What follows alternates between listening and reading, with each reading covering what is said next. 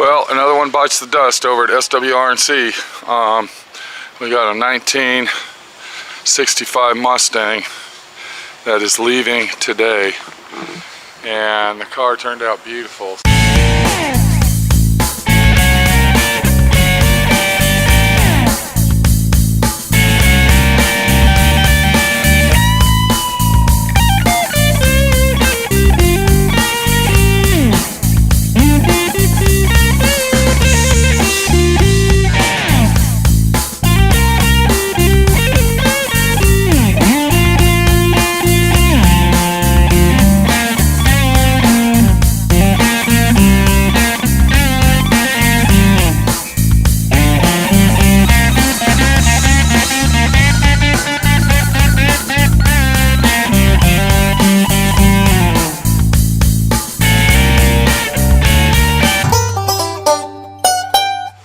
Very big job. This took a year and actually a month. That was actually pretty quick.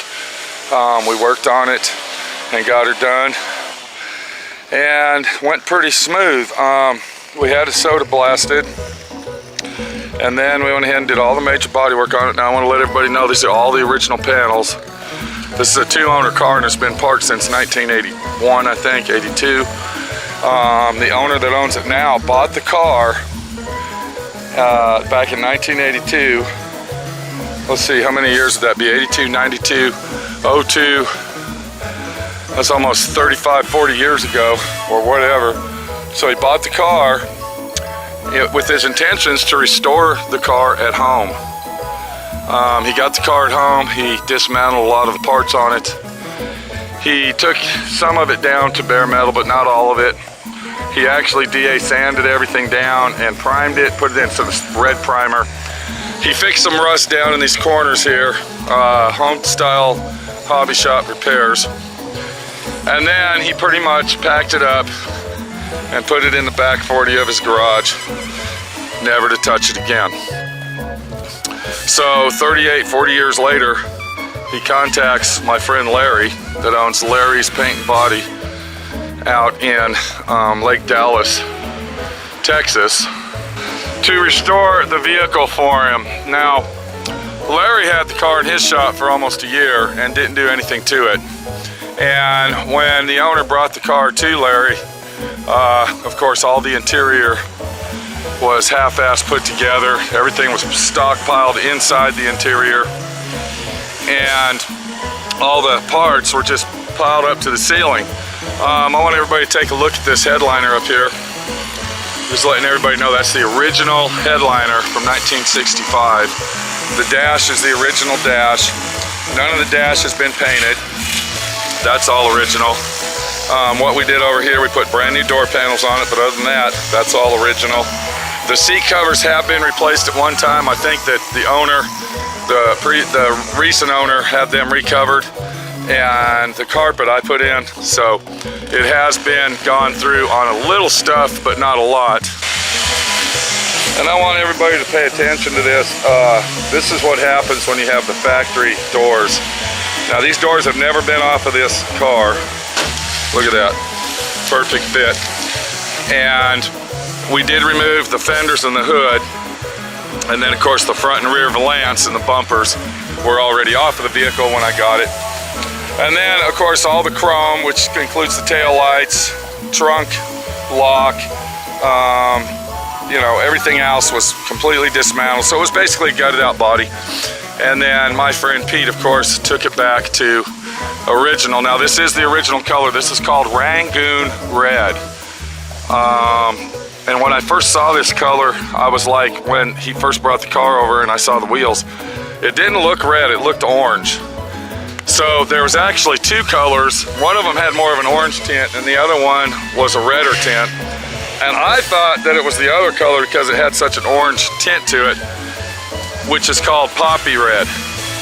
Now I don't know why they didn't name that orange, but they went ahead and named it poppy red. So I went ahead and bought a quart of the poppy red, and I painted a test panel and found out that it was extremely wrong.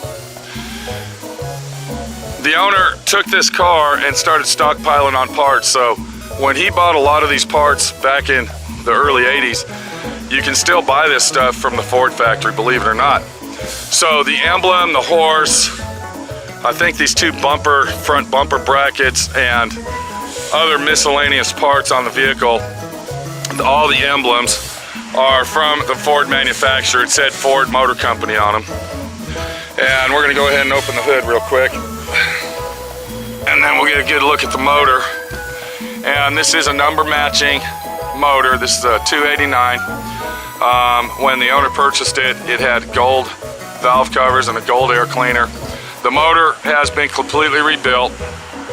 The transmission was completely rebuilt. It's got aftermarket air conditioning, which was installed at the factory. That's a factory air conditioning setup, which actually works. He's had that completely restored. And it's just an awesome, example of what the 1965 Mustang was. This is basically all stock factory original. The only thing that isn't original on this vehicle is the dual exhaust, and I basically talked the owner into replacing the exhaust system and putting dual exhaust on it. This didn't come with dual exhaust. This was a single exhaust vehicle. Let's look up underneath and see what my friend Pete did to make it look brand new.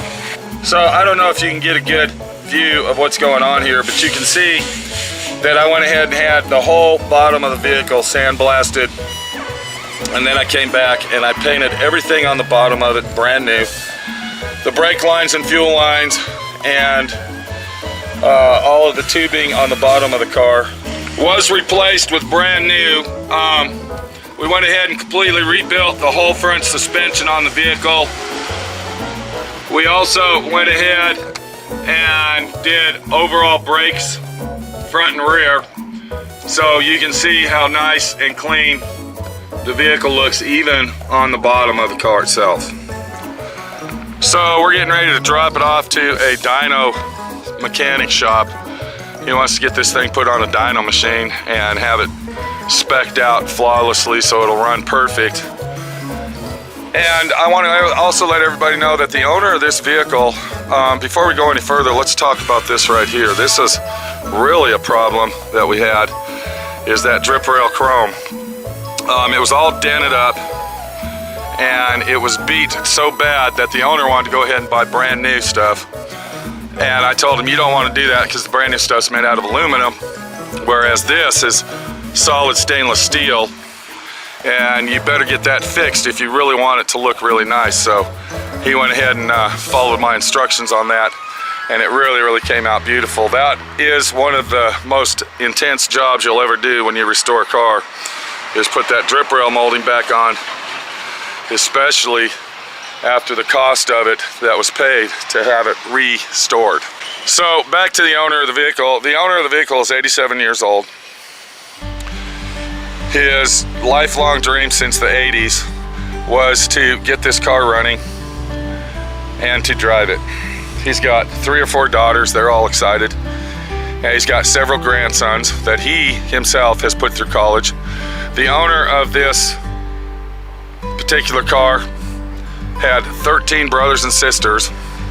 Out of 13 brothers and sisters, he was the only one that went to college, and he got a full scholarship to SMU, which is Southern Methodist University right here in Dallas, Texas. He got it playing football at the high school he went to in Denton, Texas. He has done everything on his own and accomplished everything that he wanted on his own with no help, no loans, no credit cards, no nothing.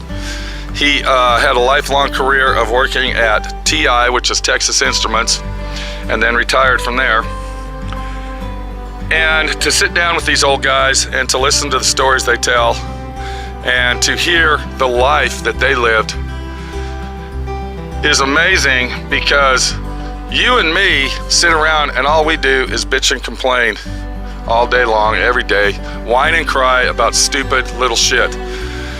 When in reality, bitching and complaining really doesn't get you nowhere unless you have serious problems with the company, and that's the only way you can get through their thick skulls. But I'm talking about just the daily grind of whining and crying and bitching and complaining. Because in the end, as you can see, everything works out for the best. In the end, whether it takes 1 year or 45 years, it's all gonna come together and work out for the best. This is Pete, my friend Pete, your friend Pete, finishing up another beautiful restoration that I have put my name on, and I am very proud to say I restored that vehicle. And I hope Leon enjoys many, many driving hours with it, and I hope his daughters enjoy it. And hopefully if he takes it to a car show, he'll win a trophy with it and say, my friend Pete hooked me up.